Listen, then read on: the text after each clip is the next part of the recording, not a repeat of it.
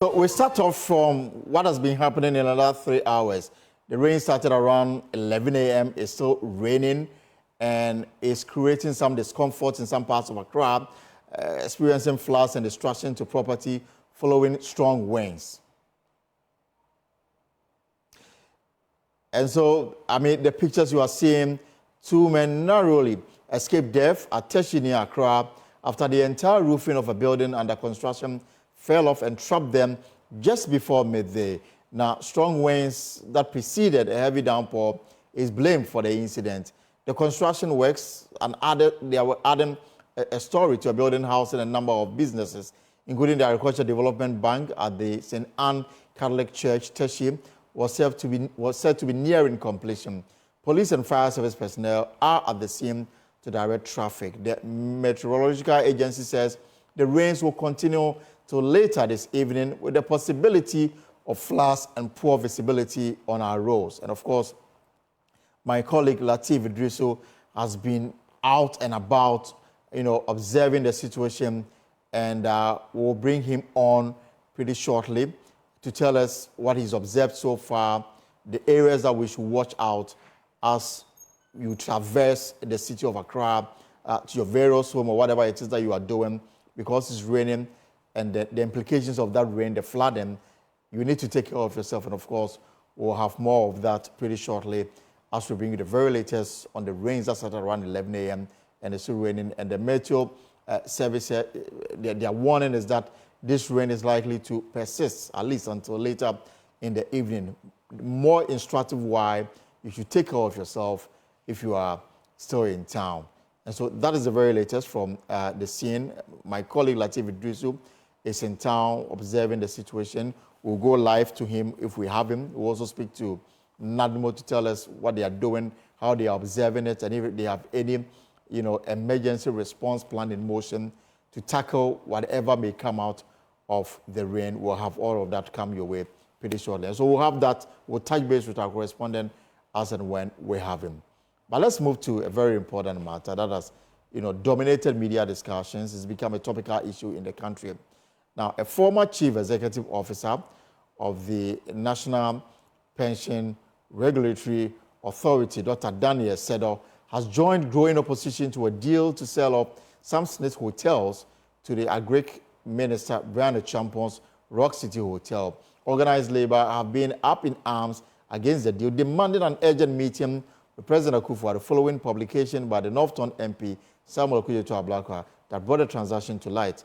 Dr. Sedo says the transaction is bad and does not inure to the benefit of workers in whose interest SNIT should be working. The question is, if they sell 60% and receive that money, what would they use it for? Is it to pay pensioners or to generate another investment? And that investment where? These are landed properties. The land is reducing in Ghana. The locations are not as prime as these very ones. So I don't see how you can sell 60%, raise money, and say you are going to invest it elsewhere. In what? Treasury bills? I think that we need a second look at this whole transaction to make it profitable and beneficial for contributors. And in having a second look at the transaction, are you suggesting we stop it now and start the process all over again?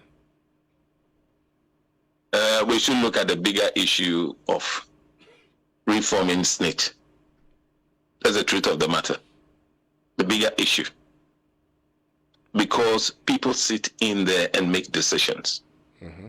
And if the decisions cannot be right, then we need to look at the bigger issue.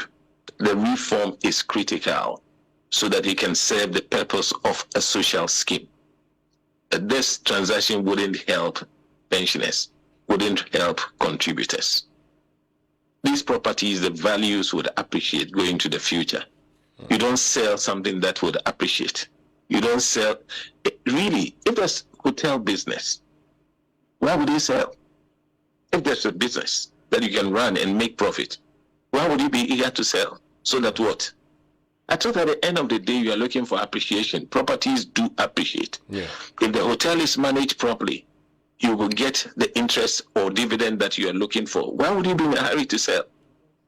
And in any case, you are running a pension scheme.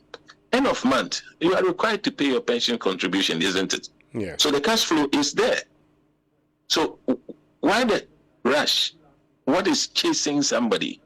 Is there a lot more we don't know?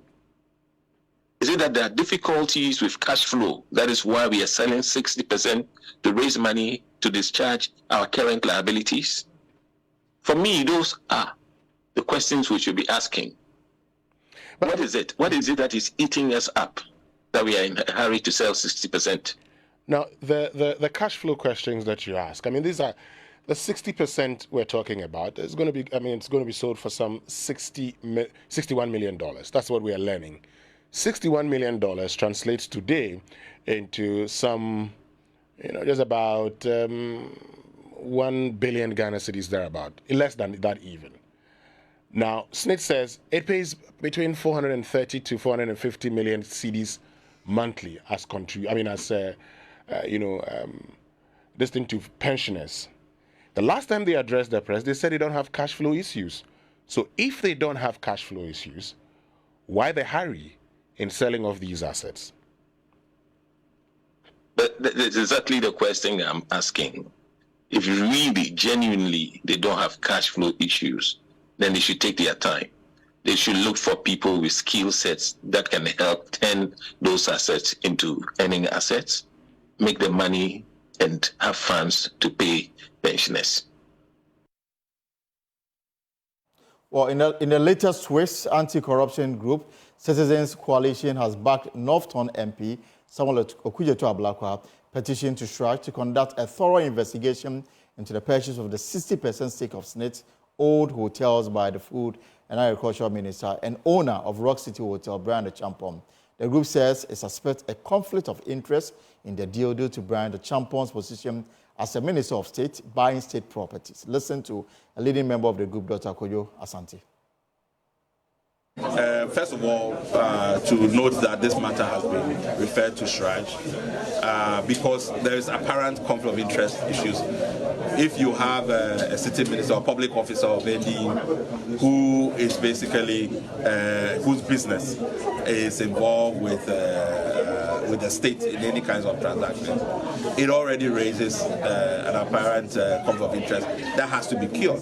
Now, because we don't know the information that has been provided or yet to be provided, it's very difficult to assess whether that conflict of interest has been cured or not. So, and then we have also been interested in the decision itself to sell the hotels, because one of the hotels, everybody knows that Labadi Beach Hotel is a profitable, well-run. So if SNIT is already benefiting from it, why is SNIT deciding that it wants to divest 60% of its interest in Labadi Beach Hotel? And to what effect? What is the plan? If they get the money, what are they going to use it for? And I think pensioners in Ghana have to be interested in these kinds of investments. So there's the issue that you have a state official, a high-ranking one, even if he was not a government official, he's a leading member of the ruling party. That already makes him a politically exposed person.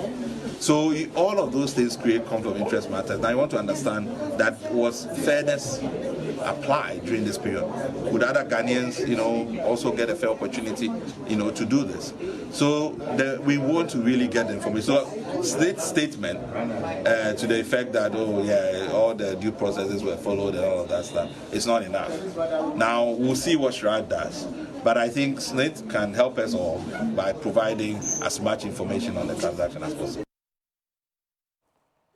Right, so we are joined by a member of the Citizens Coalition in the studio. But before that, though, there's more. We are learning about the transaction, including a new push for a law to ban government officials from buying state properties. My colleague, Kwaku Asante, joins me with details. Kwaku, good afternoon. So I understand this is a private member's motion that is being developed? Well, yes, Okudzeto-Ablakwa, who has been making these allegations against the SNIT, and the Agric Minister says he's already in the works is processing documents to go through the clerk to Parliament to publish them before the House. That will strictly bar politicians and other politically exposed persons ever having access to buying government or state property. Says that action must stop. We recall that Minister Blackwell some years back took Mr. Owichebilam to court. He's also been on this. And so he said that private members bill is so crucial to stop public office holders, politicians, politically exposed persons from buying SNIT or other state properties. He says it is unconscionable that persons who have so much information and insider knowledge will still purport to be the ones to buy these assets, and that is unconstitutional, it's unlawful. He wants to bring a law before Parliament when, if passed, that will clearly delineate the borders. That's already, the Constitution deals with some of these conflicts of interest issues, but it doesn't think it's enough, and that is why that law is necessary. And so this is yet to start. Is that the case? This proposed private members' motion is yet to formalize it in the House. Alton, can you say that again? Yes, I was asking, this private members' motion that he is seeking to bring to the attention of the House is yet to begin the process. Yes, we understand that he's still now trying to work with the Office of the Clerk of Parliament to try and draft this and put that before the House when the House resumes in the next 2 or 3 weeks. He believes that this is of an urgent nature.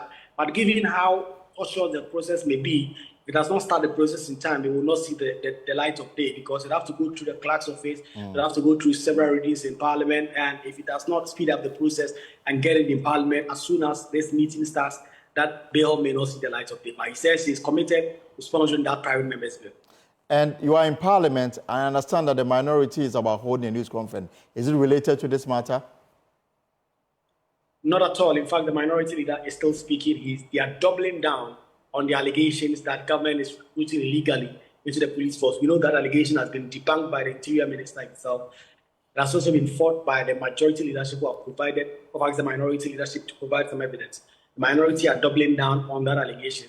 But today we are expecting evidence. We are expecting that they will provide more to back the claims that government is illegally recruiting persons into the security forces other than just the mere allegations.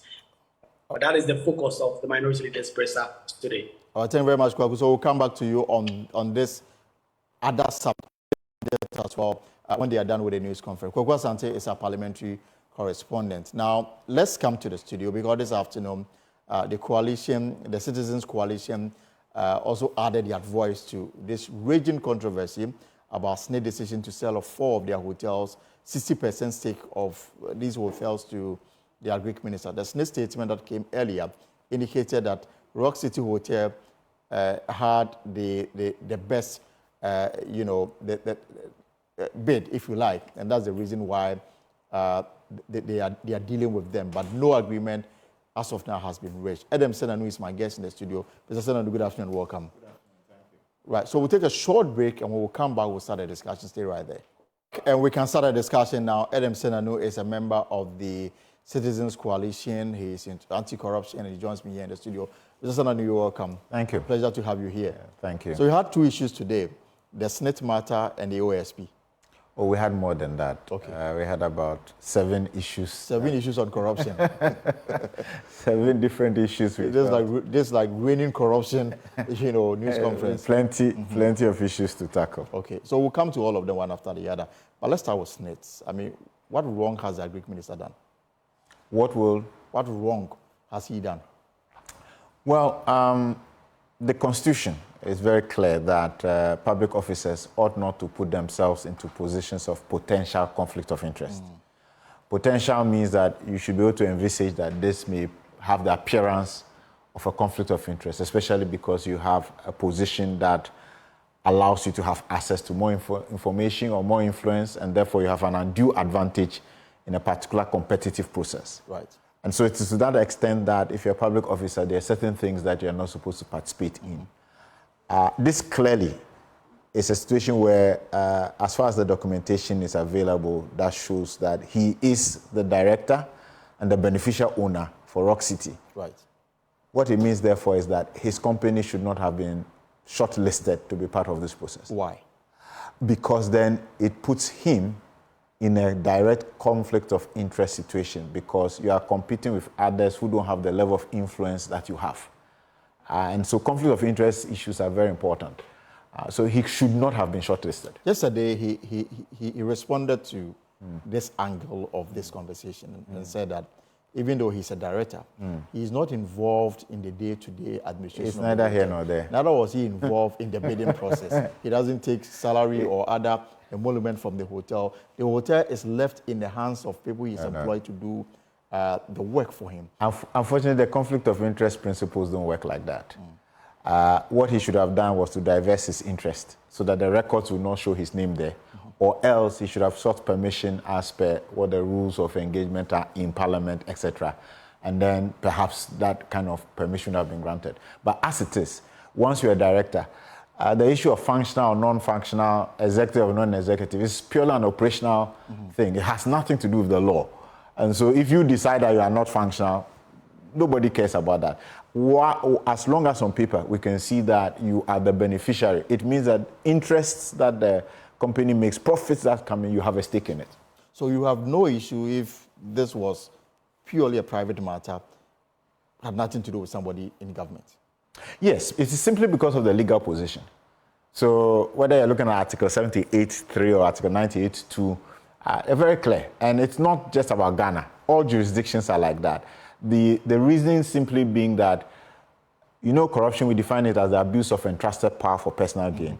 You want to ensure that people don't get into power and use that power to grab for themselves, become greedy and take properties and things that belong to the state. Because once you do that, then you have state capture. They take over everything, they share it amongst themselves, the citizenry don't benefit. And so it's an intentional part of good governance that we say that don't put yourself in a position of conflict of interest. That means that we want to ensure that your influence, your power that you've gotten from the citizens does not allow you to take undue advantage of properties, assets, contracts, opportunities to the disadvantage of other people who ought to have those opportunities. We're going to chew more on this matter, but let's start from what has strengthened your resolve to back this matter. We have some graphics for you that put into context what has happened so far, and we're going to have you on your screen very soon. So this is what you have: SNIT selling 60% stake in its hotels. Why? Develop hotels into world-class standards. That's the justification SNIT provided. Capital injection. They say that they don't have the capital to continue to inject it because some of the hotels are already bringing in so much debt, and so they needed capital injection. SNIT at the moment does not have the kind of capital required to go into the hotels and also assist hotel in management. We know that already they've been involved in management contracts with Labadi Beach Hotel, and in 2021, Labadi Beach, from what we've been told, paid a dividend of almost 25 million cedis to SNIT, which means that it made so much on that score. And so this has been some of their justifications. So as you can see on the screen, some of the hotels in Accra, 5-star hotel, that's Labadi Beach Hotel, 5-star hotel with 164 rooms. There's La Palm Royal Beach Hotel, so just around the same enclave. It's a 4-star hotel, 152 rooms. There is the Elmina Beach Resorts, 3-star, 100 rooms. There's a Ridge Royal in Cape Coast, 3-star, 79 rooms. There's also the Bizua Beach Resort, 3-star hotel with 62 rooms. And of course, there's a Trust Lodge Hotel at Accra, purposely built hospitality block structure with 10 rooms. But they're selling only, they are offloading 60% of their stake in only 4 of the hotels. So this is what we have put together for you. So the sale of SNIT's hotels, criteria for strategic investors, relevant credential in hotel industry, source of proof of funding, experience in owning hotels, experience in managing hotels, experience in development of real estate. These were some of the benchmarks that SNIT, set up before the bidding process, got underway. And according to their own findings, Rock City Hotel came on top. Even though we are yet to be told the other bidders that submitted bid and were unsuccessful and the reasons behind it. And so these are some of the information we have. Sale of the SNIT Hotel, timeline of sale, November 2, 2018, search for transaction advisor. In January 2029, 6 out of the 15 firms shortlisted and issued with RFPs. In February 2022, search for a strategic partner began, and in March 2022, 9 companies sent in their proposals, and out of the 9, 6 were successful for the final round of bidding, and out of the 6, Brand Champions Rock City Hotel emerged the most with the most suitable proposal to help turn things around. All 6 hotels are not in the same financial position, and the claim is that it should not be sold together. The proposal to sell 6 hotels has now been reduced to 4, so the process is still null and void. The proposed payment terms are different from what was agreed. So these are some of the facts we have. And again, Mr. Senen is in the studio with me. So your thinking is that because he's a cabinet minister, he had undue advantage. Yeah. And what question we've been trying to find is why SNIT has put forth Rock City Hotel, but we don't even know the other bidders. Yes, which is still fine, but from a purely ethical perspective, once you find that there is a problem, it has to be raised. Especially where they said it appears that Rock City is the one that has won the bid. This is the best pro. Immediately raises red flags because then the owner on paper is somebody who's in government. That automatically comes into conflict of interest situations. And so the question is, are you sure he did not have undue advantage in terms of information that then fed into the proposal that was submitted? So strictly speaking, based on the constitutional provisions, he should not have been shortlisted. Ideally, even if he wanted to, he should have been conscious of the conflict of interest rules and then divested himself of it, allowed the entity to submit his bid without his name on any document at Registered Journal or elsewhere. Then there would not have been this kind of... Is this more grounded in law or in morality? No. It's grounded in law. The Constitution says so. Constitution actually explicitly says that a public officer ought not to put themselves in a position of potential conflict of interest. Potential conflict of interest means that the obligation is on you to identify situations that might create a conflict, that you are making a decision between yourself, your personal interests, and the interests of the public. So it's a constitutional thing, it's legal. It's the reason why you have parliamentary rules that say, if you want to do something like that, better go and talk to the speaker. You apply. You apply. You are given a certificate. Exactly. We've told that he's not done so. And the reason he's not done so is because he's not directly involved in the running of the hotel. No, he can't do that. You don't accept that. That cannot. That's an operational level thing. It is left to your whims and caprices. You decide whether to or not. You are saying so. There's no evidence to show so. The legal way to show that there's no connection between you and the operational actions is that you are not there. You are not there on paper. So if you are a government operative and your government is in power, you shouldn't do business? No. If you can do business, but if that business is going to approach government in a procurement process that would then require that we have to cross-check these things, then you have an issue. Even when you have the financial and the competence to do it? You see, in general, you're not supposed to do business. The reason being that we don't want a situation where there's distraction. There are other things you are doing that takes you away from focusing on your business. Because if you are doing your own business, you'll be focused on it all the time. And we expect that if there's a public officer and we are paying you and we're trying to pay you at a level that allows you to do well, you shouldn't have distractions because you have a private business. So these are standard issues across the world. It's not a Ghanaian, it's international best practice. So you are not supposed to be doing anything private. If you are doing it, we should not know. And it shouldn't be anything that takes you away substantively from the work that you have decided to do on behalf of the people. It is worse so when that business you are doing is now coming to government. Right. And saying that I want to go through a bidding process, because it's assumed that as a public officer, you have networks, you have friends, you have influence. That gives you an advantage, an undue advantage from the rest of the people. So it's not a fair and level playing field when others also submit their bids. And so that's the thinking. It's not about Ghana law.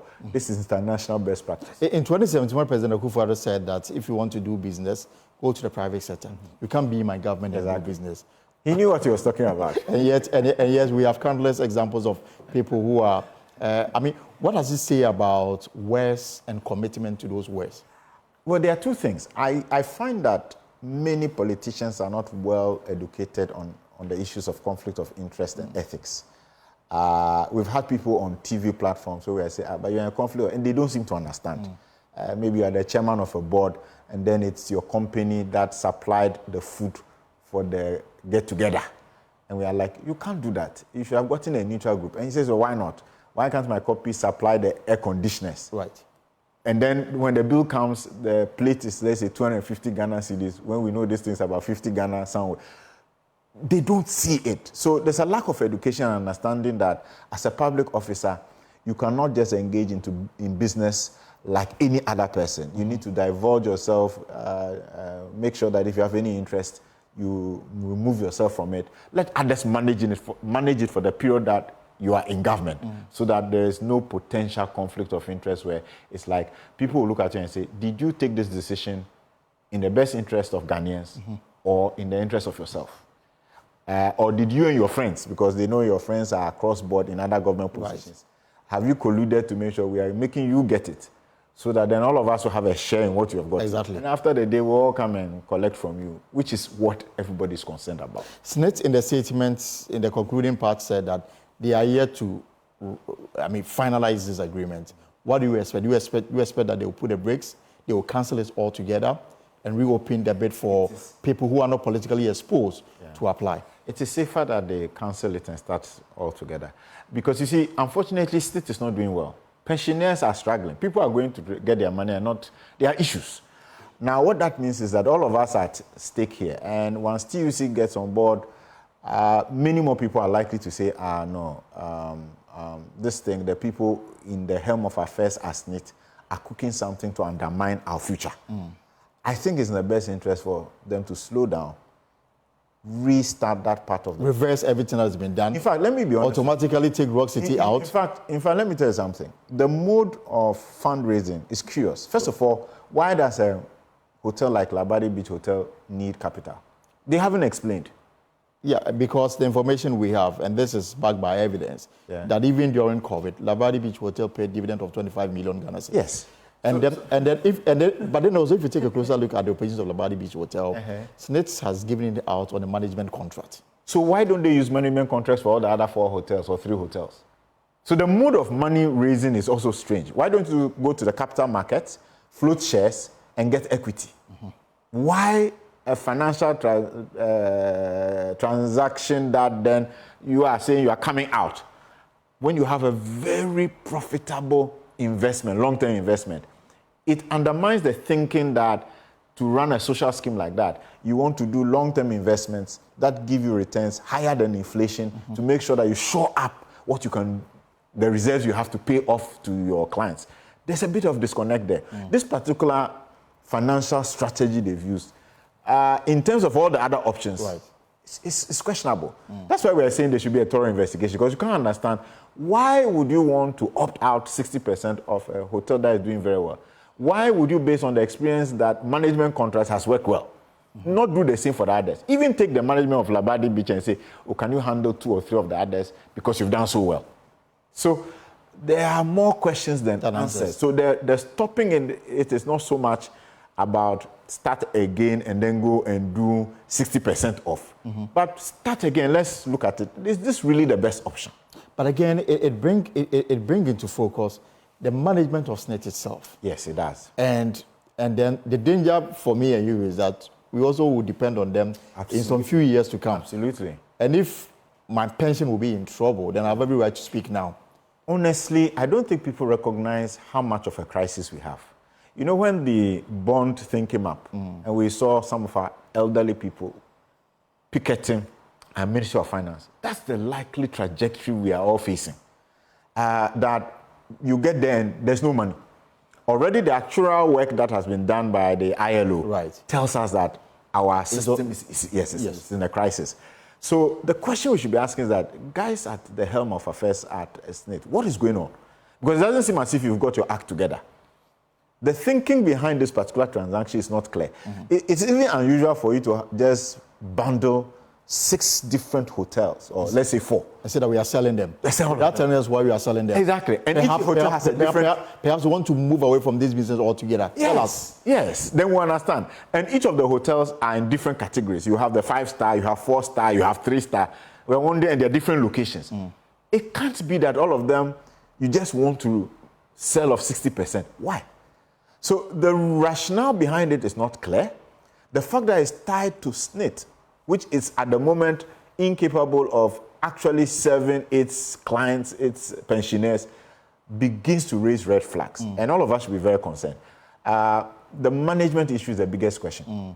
Who is in the helm of affairs at SNIT? How well are they managing?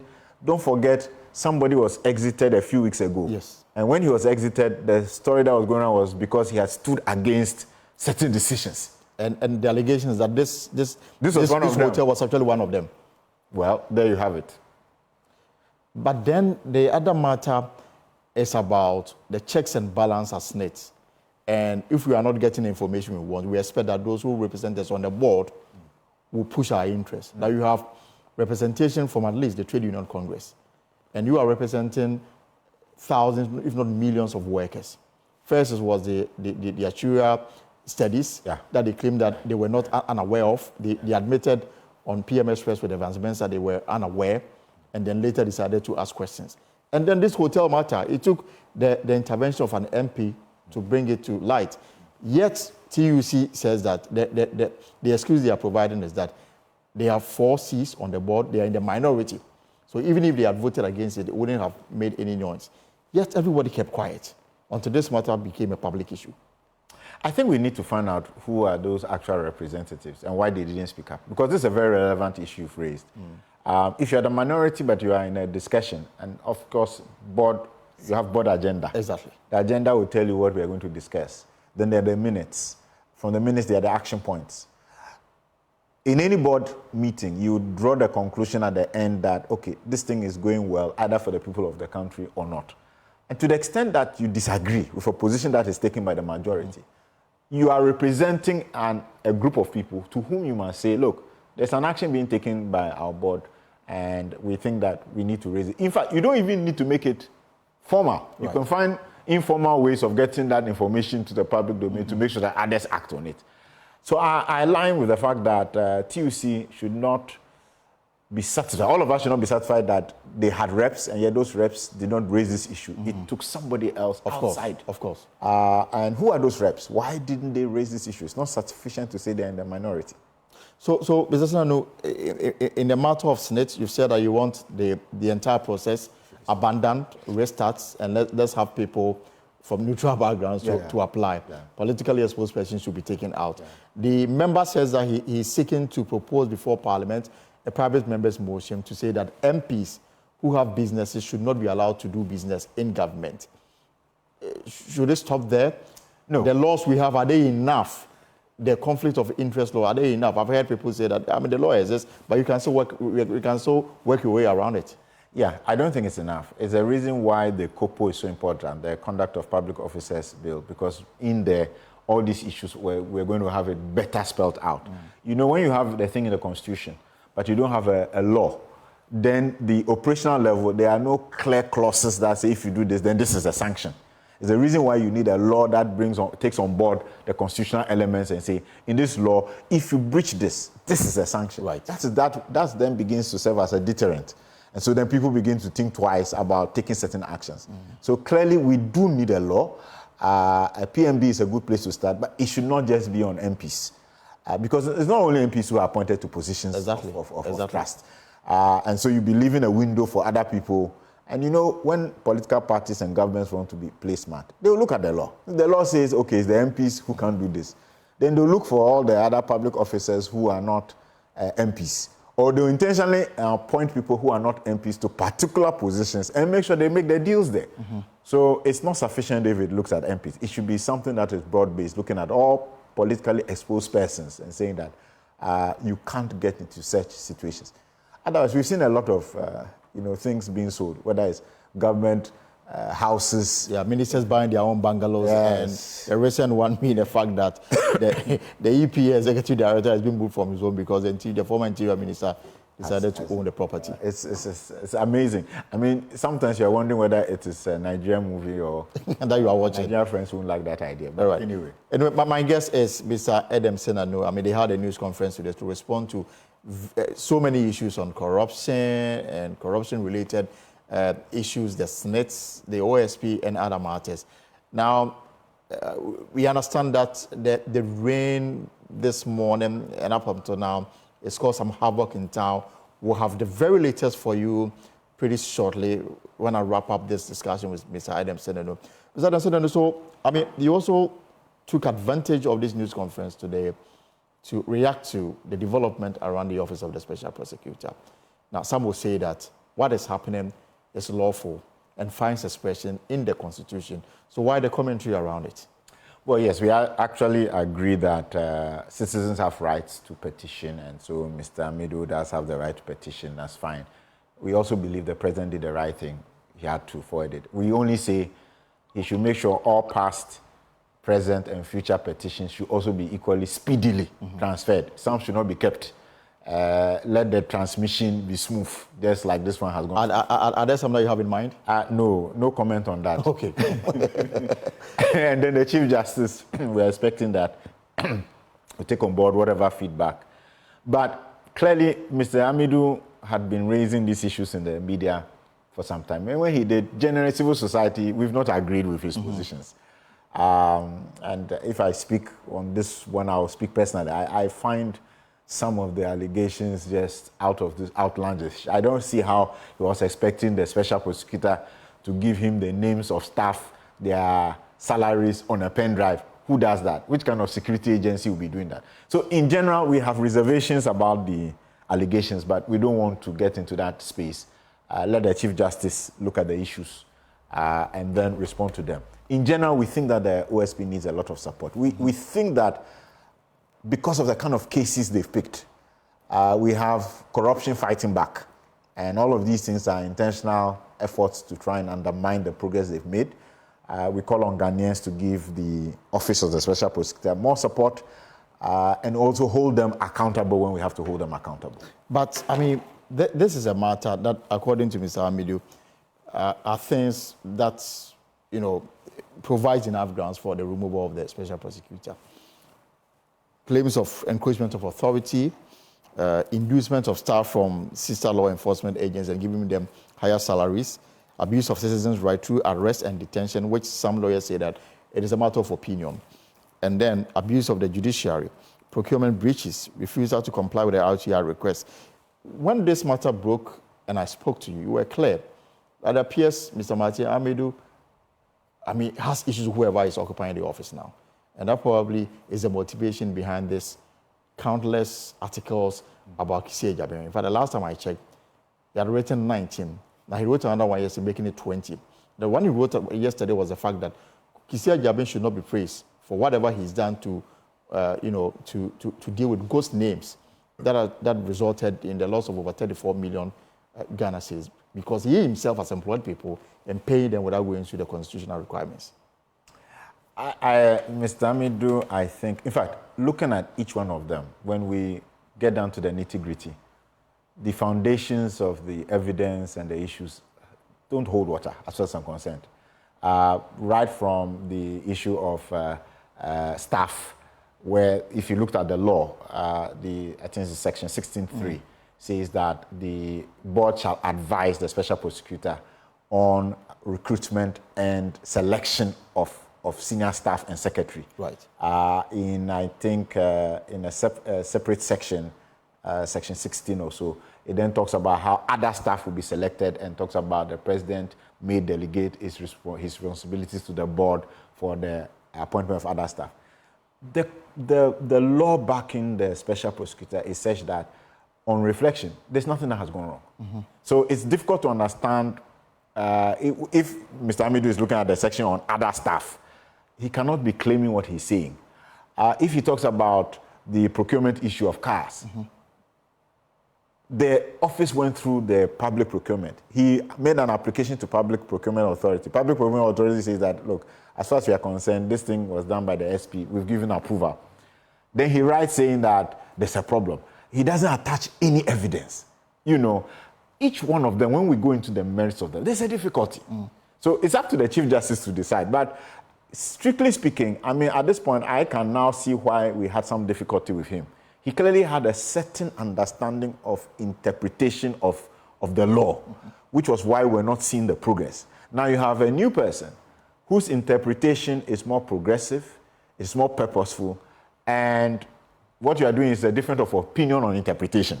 And you think that on that basis, the person should be impeached. That's not the case. If at all, the interpretation of the law needs to go to a court, and the court needs to rule that, okay, in your thinking this way, you are wrong. Then we can say that Mr. Kesi Ajabeng is the one who is interpreting wrongly. And so it's more like he has put the cart before the horse. You can't just start asking for impeachment when somebody is interpreting it the way they believe it should be. Nobody else has made a ruling on it. There's no precedent, and then you say the person is doing the wrong thing. I have great difficulty with all of those. Well, what about the supposed attack on the judiciary, which also provide grounds for? I mean, it was very funny. The man spoke out of his heart that, look, there are cases and rulings that I think that the way you handled it was not in the best interest because of what we are supposed to do as a specialized anti-corruption and whatnot. The Chief Justice sees reason to say, yes, let's sit down and talk about this. And then somebody else, the judges themselves haven't come up and say that we felt, what was the word he used? And yet somebody else is saying he did what? I don't get it. Honestly, don't forget that the Office of the Special Prosecutor is a pioneering institution. Right. They are charting a path that no other institution has charted so far. So there are areas where they will have to now, push the boundaries and begin to set in place what will work. Right. In my view, we actually need a fast-track anti-corruption system where the judicial system and our prosecution investigators can work together, where they understand what is going on in the space. Because many other, look, I was talking about Zambia. When they came for the Commonwealth thing, the Zambian Director General of Anti-Corruption was saying that, they have a law in place now that says that no case should go beyond 6 months. And it's producing results. Corruption case. Yes. In Zambia. You see, those are the kind of things you need, where there are timelines, there are dedicated courts. Then the number of cases that are coming to conclusion, the number of people who are being sanctioned, and the public, awareness that, you can't get away with this, will slow down the level of impunity. I think that he did us a favor by saying that, look, there are issues. We are in a specialized area. We need to work together with the judiciary to get good results. We are being frustrated because it doesn't look like people understand what we have been set up to do. You need to work with me. I don't see where the insult is. We're waiting for Mr. Kesi Ajabeng to respond, and then whether the Chief Justice will establish that there's a case for him to answer. If we move to that stage, the Constitution is quite clear on the composition of the membership to hear him. And the membership should include somebody with the rank of a superior court judge. One of the charges against him is that he's denigrated the same institution that will be investigating him. Do you expect fairness as we move on? I'm not expecting, I don't want to, don't necessarily want to, but I'm not expecting that at the end of the day, it's a prima facie case. I honestly, when I look at the issues he's raised, none of them really hold water, as far as I'm concerned, based on what he has attached, I'll find it very strange for them to say that he's denigrated his office or the judiciary by saying that, look, in specific instances. And it wasn't that he just spoke in a vacuum. He was very, very deliberate and intentional in raising the issues and giving the examples. And that was a way of trying to say, look, can we look at this particular case and the ruling and see, does it actually serve? We are the ones who are supposed to be doing investigation. Right. But if the courts are now interfering and saying what we should even investigate or not, doesn't that infringe on our rights, on our mandate? Whilst the court is supposed to wait, we finish our investigation, come to you, and then you adjudicate that. The logic is clear. But how will you rate the performance of that office so far? Some say that, some are even questioning the relevance of it in the first place because perhaps they are not seeing prosecutions and, people being arrested here and there, the recoveries and all those issues. And they say that, why don't we even dispense of it? I don't think that they really understand the terrain. From where I sit, the last time I was asked this question about 2 weeks ago, I said I'll give them a 7 out of 10. The reason is simple. This institution was created out of nothing. Created in 2018. probably had just about 15 staff to the last quarter of 2023. 15 people with all the cases that they handled. In our terrain, we say prevention is actually much more important than prosecution. Yes.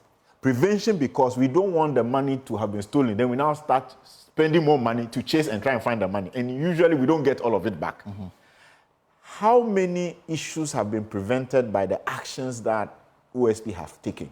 We think that there's been a lot of prevention just by the fact that OSP is there, OSP is checking, OSP is following up. A certain level of awareness and fear has been put into the space, which was not there. Right. It was intentionally crafted to create that kind of environment where people take anti-corruption issues quite more seriously. And so in my view, if you took to October or so 2023, before they had the opportunity to try engaging 200 staff across Ghana to start working, and you look at the amount of work they have done, look at the cases they've picked. They've not been afraid to pick the cases which involve politically exposed persons, and for which even the president has cleared people, and yet they stood and said, we are going to investigate. Right. I think that that entity needs a lot more support. In more. my view, considering that it took up to, so it's only about 6 months or so of permanent staff, I think that ideally we should be giving them more time to ground themselves, to get the new staff oriented, and to see how much more they will do over the next 2 years before you can draw a conclusion. But to have only about 15 staff for 5 years and yet be the single most important anti-corruption entity at the moment, I don't think that we are being fair to them if we say they have not performed. And in 30 seconds, your brief on government commitment in this particular area, in spite of all the clouds of persecution and suspicion that hangs around anti-corruption agencies. Unfortunately, government hasn't demonstrated sufficient political will relating to anti-corruption, and consistently appears to be, allowing people who we think just allow the system to investigate and draw conclusions, and yet when the president speaks, it's almost as if he has cleared them, and therefore the agencies will then say, we will not investigate. We think that in an election year, the fortunes of the ruling party, as well as other parties who are on the electoral platforms, will be very much shaped by what they say and how much they can convince citizens about what they will do differently. We've had many promises in the past. People came into government, they have not demonstrated goodwill to the people of this country. We are praying that this time when people speak, there will be truly men and women of integrity who can move this nation forward. Thank you very much, Mr. Edem Senanu. He's an anti-corruption campaigner, member of the coalition. And this morning, they had a news conference to respond to issues of corruption, SNIT, OSP, and other matters. I appreciate your time this afternoon very much. This is the Pulse with me, Elton Brobe. Now, there's also another matter that is causing havoc in the city of Accra. It's been a rainy day in the southern Ghana, with some parts of Accra experiencing floods and destruction to property following strong winds. And 2 men narrowly escaped death at Teshi near Accra after the entire roofing of a building under construction fell off and trapped them just before midday. Strong winds that preceded a heavy downpour is blamed for the incident. The construction works, an other story to a building that's housed a number of businesses, including the Agricultural Development Bank at the St. Anne Catholic Church, Teshi, was said to be nearing completion. Police and fire service personnel went to the scene to direct traffic. The meteo agent says the rains will continue till later this evening, so we need to take a serious view of there is a possibility of floods and poor visibility on our roads. My colleague Latif Idrisu has been out and about, and he joins me via phone for the very latest. So Latif, where are you and what can you report? So Elton, we are currently at the Presbyterian Senior High School in Teshi, and as I speak with you, it's still drizzling. As you mentioned moments ago, the Ghana Meteo has told us that the rain is going to continue late in the evening, so that is what we are currently experiencing. But the intensity, we understand, is going to increase within the next few hours. We've been chasing the storm, like you rightly mentioned, Elton. We've been in Teshi and in surrounding areas, specifically at the place where the incident happened, where 2 persons were trapped under the rubble when the roof of a story building came down in the middle of the road. We understand one of them is currently receiving treatment at the hospital. One of them escaped unhurt, and so he is safe. Just to give you an idea of the situation, we've been chasing the storm, and this is what we found.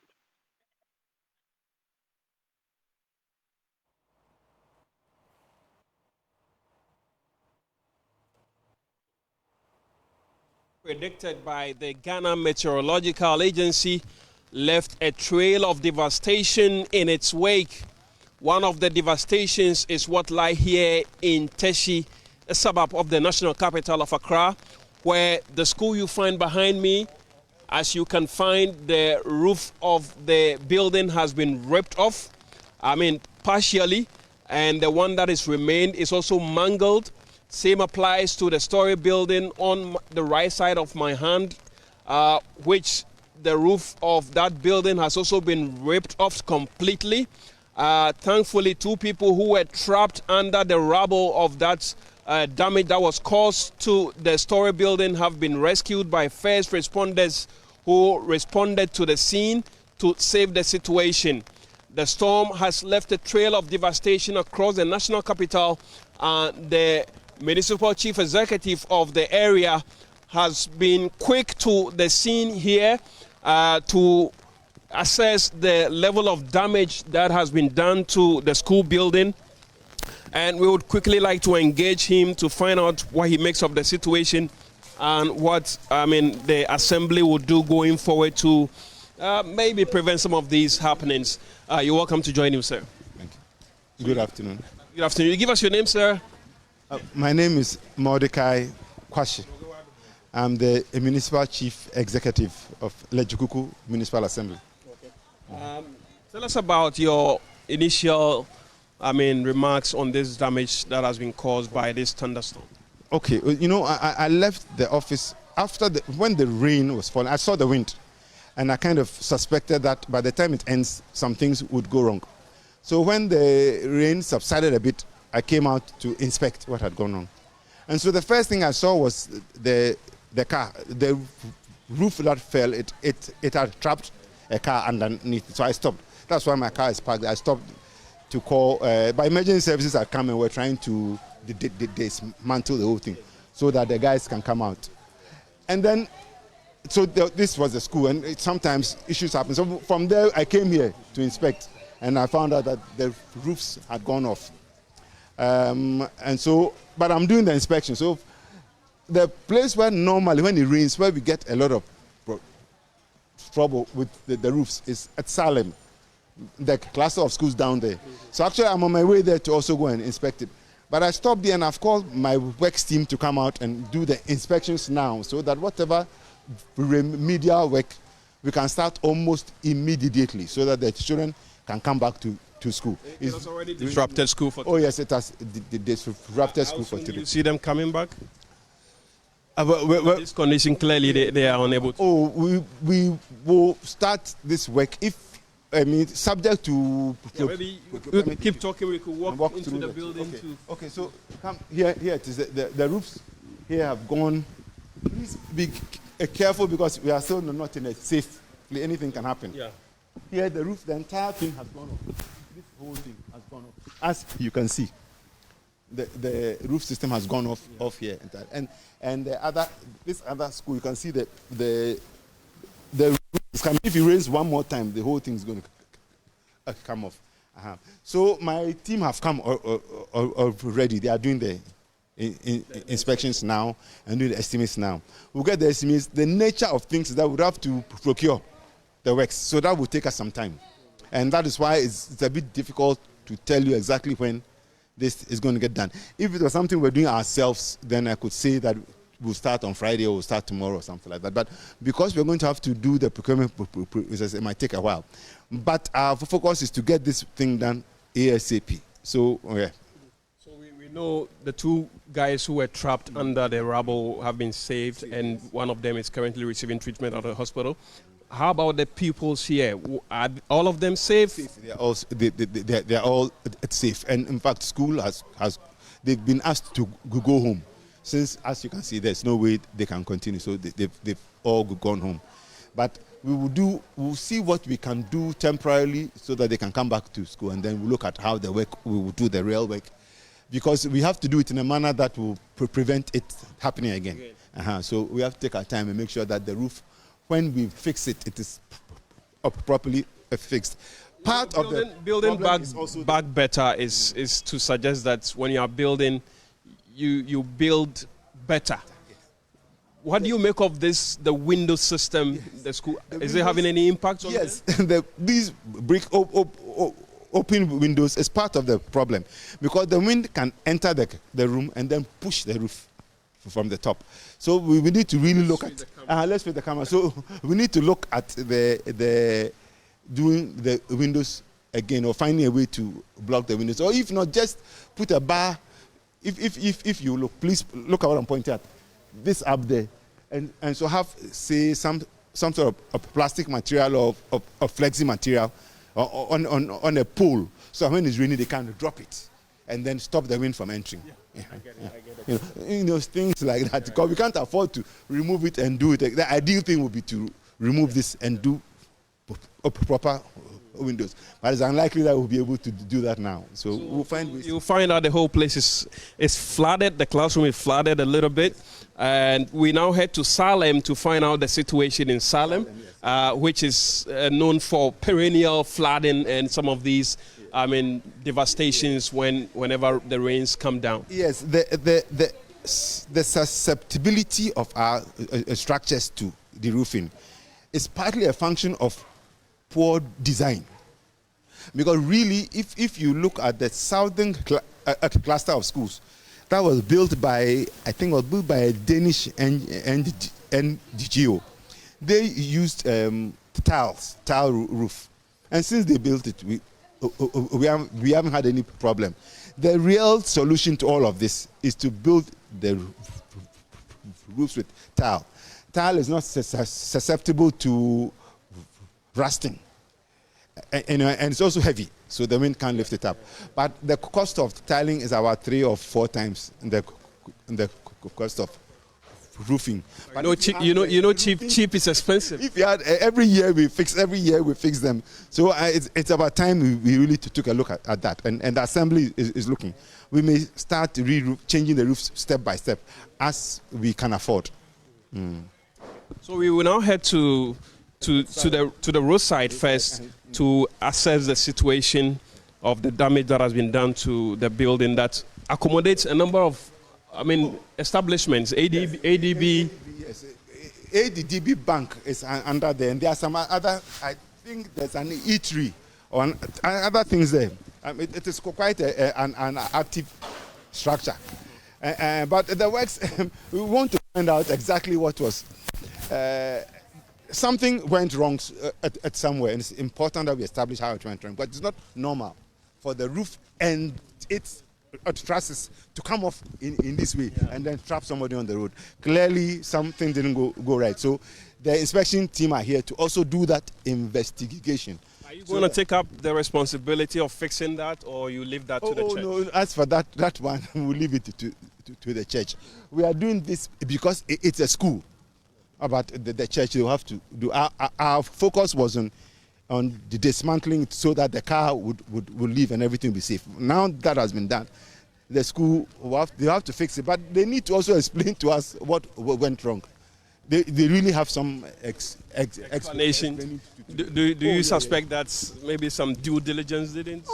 This is not normal that the roof will go off like that. Clearly, the courage wasn't well done. If it was well done, there's no way a structure of that should happen like that. So there's some investigation that has to be done in order to ensure that things like this don't keep happening. Would you also consider re-inspection works to be done by? Absolutely, yes, absolutely. We're going to inspect the whole thing again, to be sure that when they resume the work, we won't have this happening, because the rains have only just started, and if this is going to happen every time, then we are in trouble. So there's a whole investigation that will have to happen before they are allowed to continue. And the situation on the road, as you would find right now, the camera is taking. It's also disrupting traffic situation and making it even harder for people to get to their homes. Yes, it is unfortunate that it has happened. It actually blocked one lane of a major road. This is one of the major roads linking Accra and Tema. And it ought not to be. it ought not to be in this way. But at least we thank God that no lives were lost here, and then we've been able to take the car that was trapped out. We've been able to get it out. So there's a lot of questions that have to be answered, and but I'm sure by the time the inspection is done, investigation is done, we will know the right way forward. So you also mentioned that the rains have just started. Yeah. Knowing how susceptible some of the infrastructure within your jurisdiction are you putting in place any mechanism to forestall any future devastations like we've just observed? Or you are leaving it to chance? No, we are not leaving it to chance. We just that we don't have the capacity in terms of human resources to inspect all the structures. Normally, our focus when it rains like this is on public buildings, mainly schools, all sorts of schools, and medical schools and health facilities. So today, that was what I was going to inspect: schools and the health facilities, to be sure that they were okay. Because on those ones, we have direct responsibility. But now that we have seen this, we will announce and we'll try and create some public awareness as to what can happen. And usually when people see this has received quite a lot of publicity. And I'm sure the others who are constructing their houses will also take it in mind. But like I said, the investigation hasn't yet been done. When it is done, there might be some culpability, and we will make sure we go through it to the end, just so that we set example when example has to be set, so people will take due diligence when they are constructing buildings so close to the main road. And how soon do you see this investigation being concluded? By the next few days, they should finish. Monday, we should be able to know. By Monday, we should have a clear idea what went wrong. Yeah. Thank you very much, Your Excellency. Thank you, sir. Okay, so that's the MC for Lejokuku. The Teshi enclave falls within his jurisdiction, and he's been speaking with us with regards to the damages that have been witnessed so far within the jurisdiction. As you would find, the school has part of the roof has been ripped off completely, and the other part is also mangled. I mean, the remaining parts of the roof is mangled, sitting on top. And what we have here is this story building. The roof came down, and some two individuals who were sitting in their vehicle got trapped under this rubble you find here when the roof came down in the middle of the road. Luckily for the two, they've been rescued by first responders, that is the Ghana National Fire Service, who have already taken one of them to the hospital receiving treatment. The other one, we understand he escaped and is fine, is doing well, so he didn't go to the hospital. That is the situation. The rains are coming down, and it is expected that some of these devastations would be recorded, not just within the national capital, but across the country. And authorities and all stakeholders are beginning to take cue on how to forestall some of these damages whenever they do occur after the rains. There's been talk about further devastation in another school, and we will just head straight there to find out the level of devastation that has been done and come back to tell you the rest of the story. So for now, from Teshi, here in the national capital of Accra, this is Latif Idris, who bringing you up to speed on the damage caused by the storm that visited the national capital in a couple of hours ago. And here in the studio, my name is Elton Robert. This is the pulse here on Joy News. We'll take a short break, but take care wherever you are, because we are still experiencing the rains. We shall be back with more on your program. Welcome back to the show here on Joy News. This is the pulse, and let's talk about also a very important matter that is, staring us at the face. Now, there is an imminent fuel shortage facing the country, as tanker drivers say there's been no intervention from government to resolve their concerns, which have resulted in a strike across the country. The drivers began an indefinite strike yesterday, demanding improvement in their conditions of service. Drivers in Bupe, Tema, Kumasi, Takoradi, and other strategic reserves are all participating in the strike. Shortly, we'll be speaking to leadership of the Tanker Drivers Union. Right now, though, let's take you to the ground. My colleague Carlos Kaloni and Nana Boachi Yadom in Kumasi, they've been monitoring the situation for us.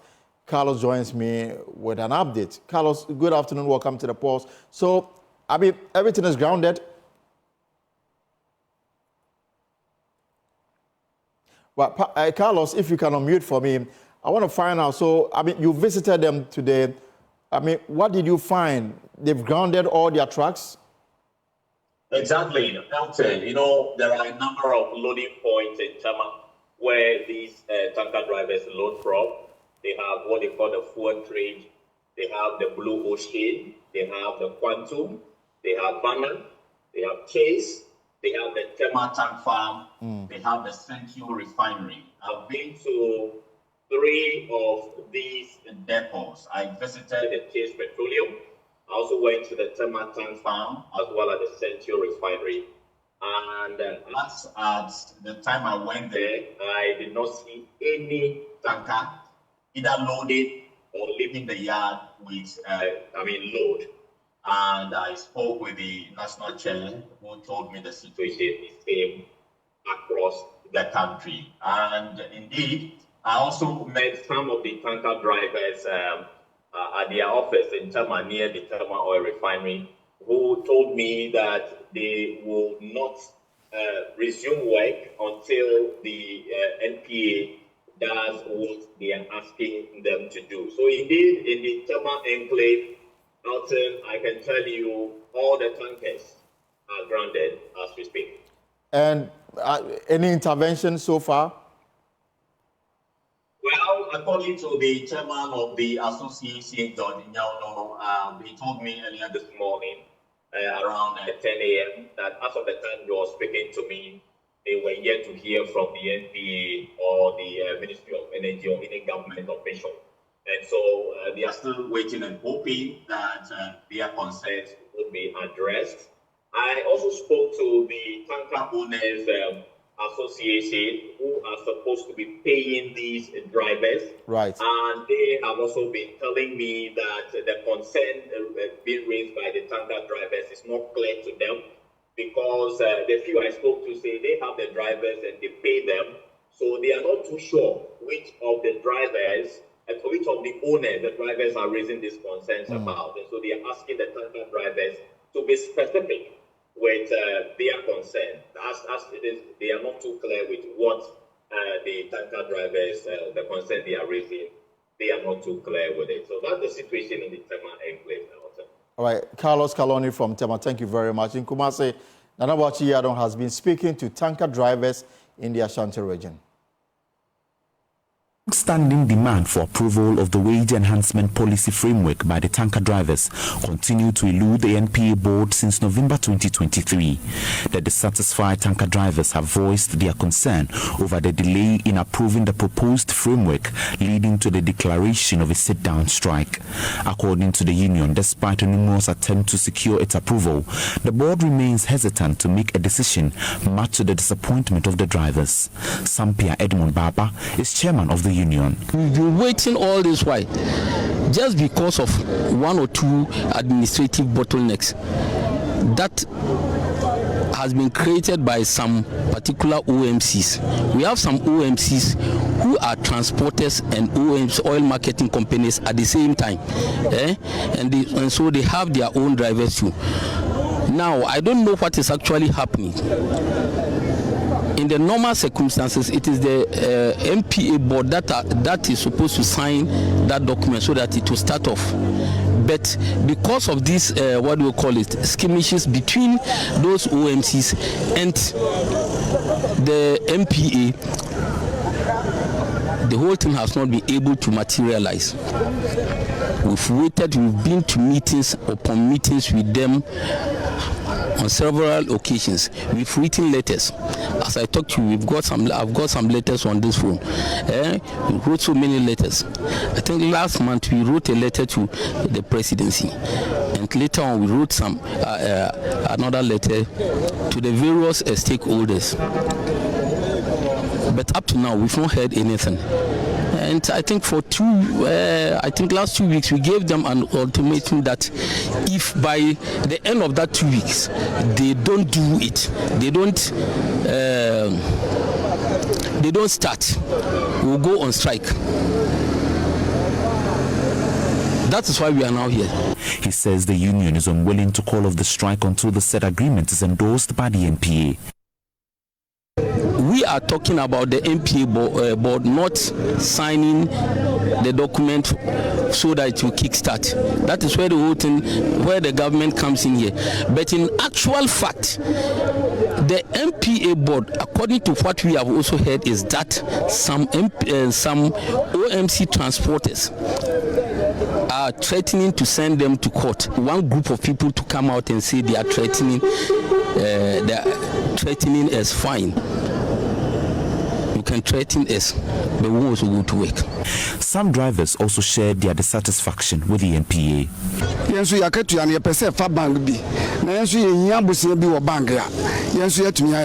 also need the payment of our salaries through the bank. We need to get access to loans.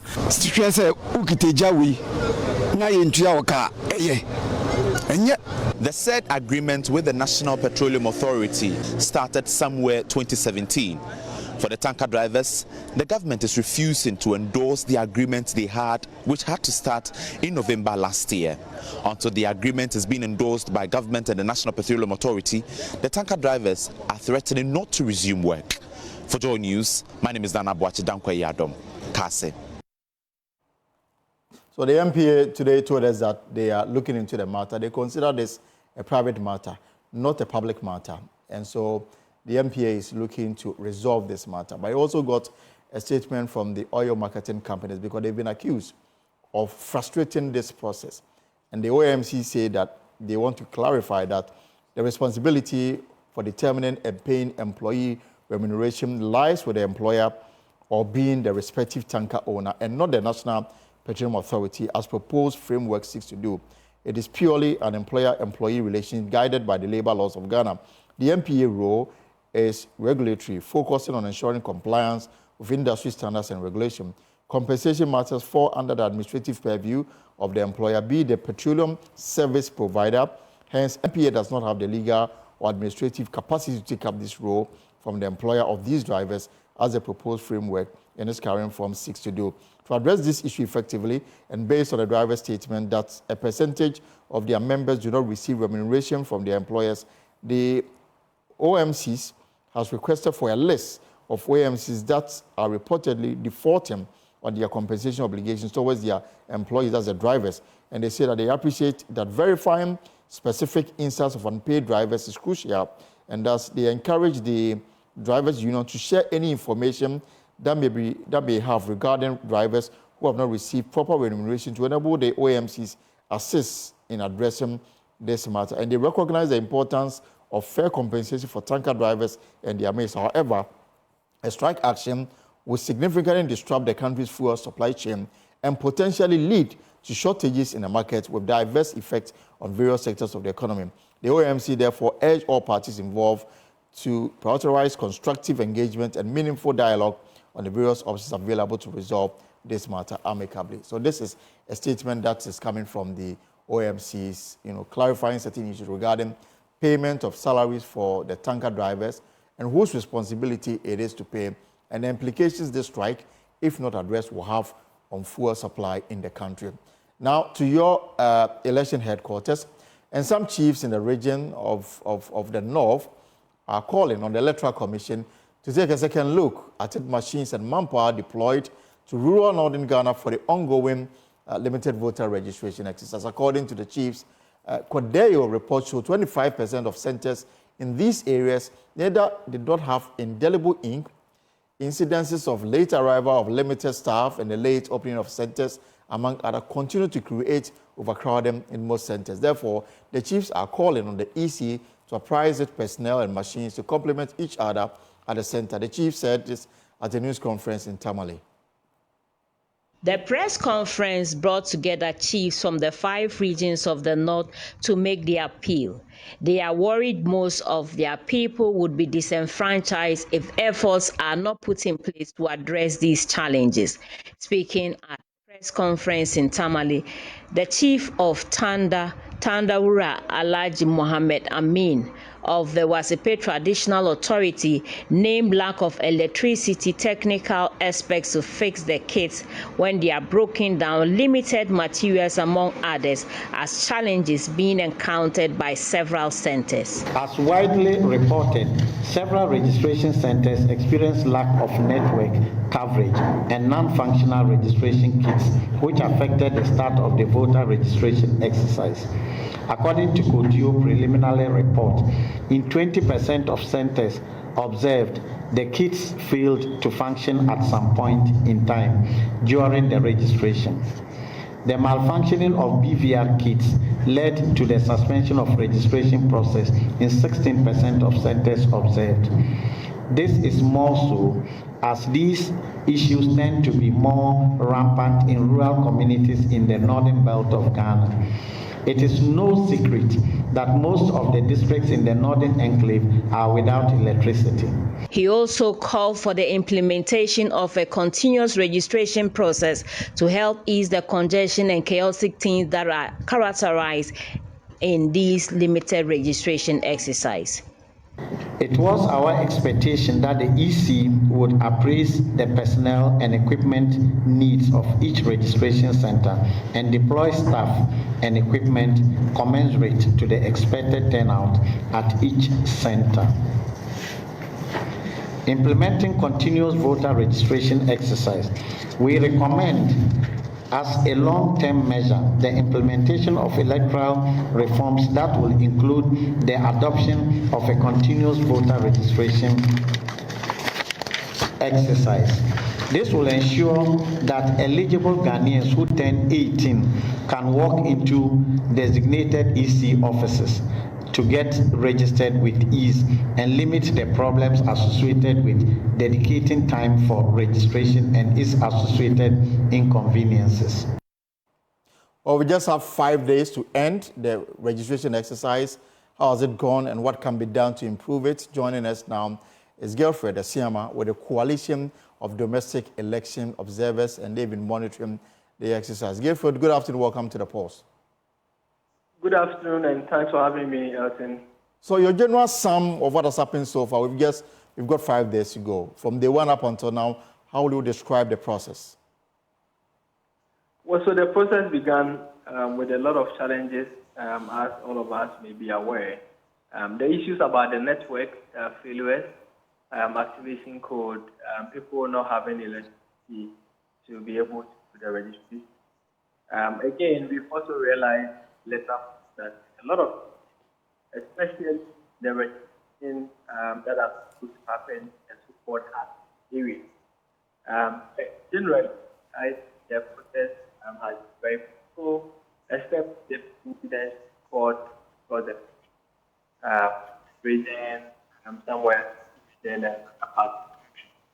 What now has been that people attempting to register may not alleged that register minors register where they are supposed to register, and others who attempt to use not Ghanaians to do the registration. So basically, I've been going on to now. Some my optimistic, I have the Electoral Commission has reduced the workstation. So when they started, in places like Ufutu, Beneba, they used to have 3 workstations. They've reduced it to 1 because the numbers has reduced. But in other places, I just visited District Old Court Registration Center for Infantiman District, and I realized there were a lot of people over there. Per my discussion with people, I also learned that they always record high numbers Okay. So the other matters that we can talk about is the reaction of the various political parties to the ongoing exercise. The NDC appears to have issues with every step taken by the Electoral Commission. The MPP appears to be very okay with the way things have gone so far. In terms of the credibility that, it passes on the process, how will you say that, has the EC been transparent and fair in the way it's gone with this exercise? And the minuses and the pluses so far as this issue is concerned, I know many Ghanaians are not surprised about what is happening. The root cause has already been established. Even the president has appointed the chairperson of the electoral has challenged. So, indeed, Charlotte, she came and he was not happy, but we have to take the woman through freedom. And when the will said by and it has indeed, out caught up with them. But they are not explicit. When you cast your mind back, then at the court during the select, where they thought that they made a they had to free the election in bed and get it. All those went up. But coming with the election has responded. No problem. The first, when we realized that there were so many issues that affected the hard-to-reach areas, the commission was fast enough to get that going to better areas. They have done that from some of the areas, and they also promised to extend the number of days beyond the 27th when the need arises. In terms of transparency, I think the process has been largely transparent. The case of the NDC dates back, I think, issues preceding the registration. So that's fair enough. The NPP has always been comfortable with the Electoral Commission that they appointed largely, but it has been suspicious. It is not surprising, but I think the Electoral Commission needs to keep the communication and information flowing, because most of the issues that the NDC has had with the Electoral Commission has got to do with the lack of information, which for people to doubt the system or mistrust, the work of the commission. At the same time, found that the Electoral Commission has been making some basic mistakes. In the process of correcting those mistakes, I don't think they were fair in their communication. So the communication gap is a major issue for the Electoral Commission that they need to fix. We have also been praying that the NDC will also reduce the kind of tension that they generate in the system. In terms of sometimes the way they also approach their communication with the Electoral Commission, sometimes you see those verbal attacks, personal attacks on some key members of the Commission. We wish they would concentrate on the main issues that they have challenges with and address them as such. And then finally, before I let you go, the AC have taken some steps in the last few days. Yesterday, they issued a statement saying that they've changed the team that is responsible for the uploading of the figures on their social media platform, their infograph team. They've changed them because of the consistent mistakes that they've been producing. And also the arrest of a registration officer, the dismissal and arrest of a registration officer who supervised the registration of some people using fake, Ghana card numbers. Happy with these steps taken by the EC? Yes, so let me start from the dismissal of the officer. I think the EC has been very prompt, and we need to commend the Electoral Commission for that. Way from just saw what happened and the action that they took and what we witnessed somewhere in the north. So the Commission has been very prompt on these issues, and we need to commend them. Deciding to change the people who have been working on the infographics, I think is also welcoming. What we expected the Commission to do was to take their time to explain to the stakeholders where the challenges were coming from and why we kept seeing some of these mistakes. And I think they failed to do that very well in the beginning. we are happy they are coming out, or they've come out now to explain why we saw those kind of difficulties. And we hope that they will still keep the lines open, communication channels open, and be forthwith with Ghanaians whenever we realize this. Instead of that, tell us we are affected, there are no problems. They should tell us why we see the challenges so that people can also empathize with them.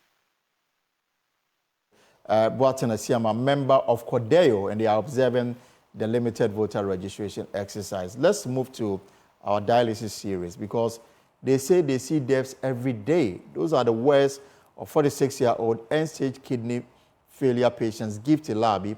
Her condition has prevented her from passing urine for the past 11 years, relying on dialysis treatment to remove waste from her body. However, getting money for twice in a week session continue to be a challenge for her and many others in this situation.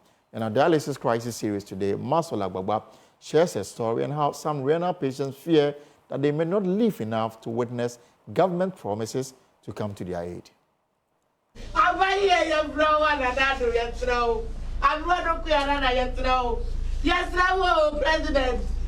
A press conference by the Renal Patients Association of Ghana is underway.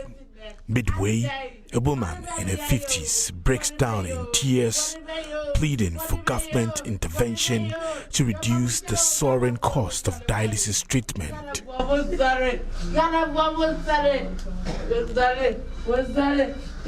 Despite her impassioned plea, little has changed since then. This was sometime last year, and the cost of dialysis has only continued to rise, exacerbating the plight of renal failure patients across the country. Her tears echo the daily struggles of those battling kidney failure. I've never passed urine since 11 years now. Yeah, because you eat, you drink, because the kidney is spoiled. Meet Gifty Labi, a 46-year-old woman grappling with the harsh reality of kidney failure, unable to afford dialysis treatment twice a week. She and many others are forced to make unimaginable sacrifices, often skipping meals and limiting their water intake to manage the burden of waste in their bodies.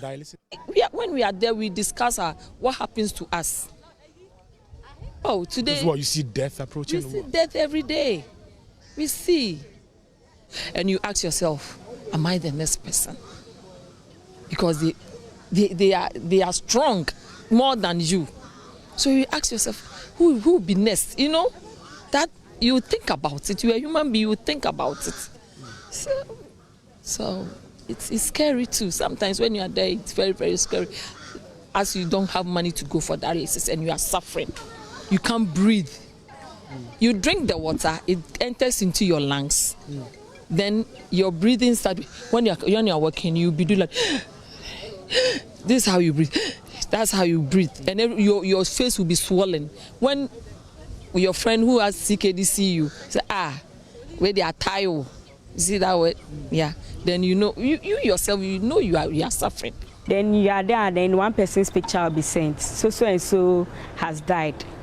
I'm now at Tema to meet the daughter of a renal failure patient, 26-year-old Stella Owusu. Stella's mother, Georgina Pia, was the woman who cried during the press conference last year. Our story secured her help from the Mother's Heart Foundation, and she now gets free dialysis treatment. This will last for 1 year. Stella says it has mitigated the suffering of her family, but says many families continue to suffer in pain.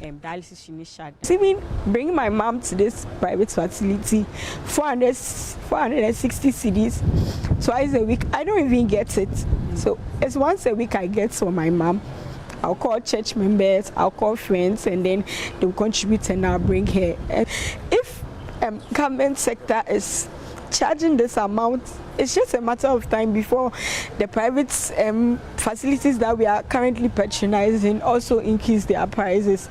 Gifty Labi's plight of skipping meals and reducing water intake just to limit her need for dialysis is not unique. Many others find themselves in similar circumstances, yearning for relief from the crushing burden of dialysis costs.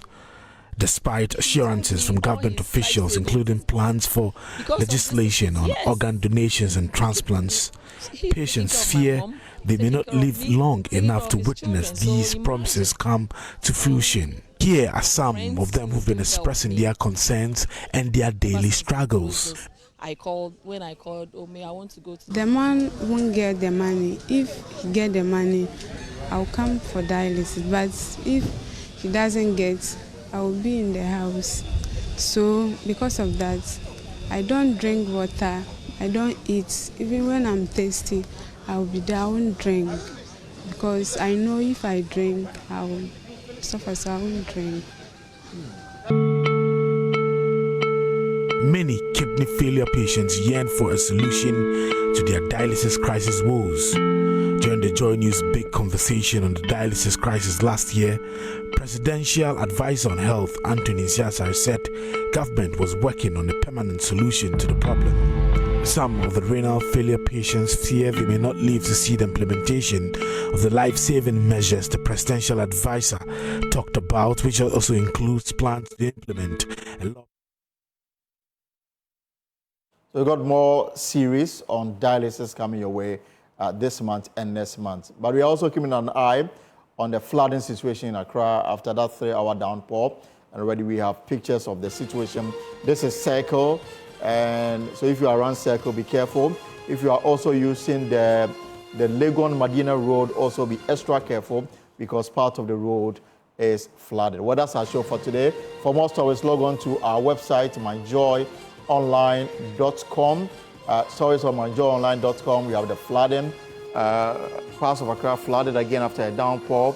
Why are you in a hurry to sell 60% of your shares in hotels? SGP MPRA CEO questions SNIT. CDD scores OSP 50% on performance. Plus more stories on myjoyonline.com. My name is Elton Brobe.